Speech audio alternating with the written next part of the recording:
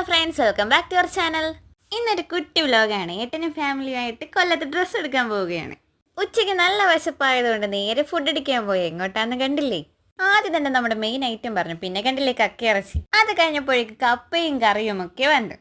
Order ചെയ്ത chicken റോസ്റ്റും മീൻകറിയും ഒക്കെ വന്നത്. അത് നമ്മുടെ മെയിൻ ഐറ്റം കണ്ടില്ലേ, കരിമീൻ പൊള്ളിച്ചത്.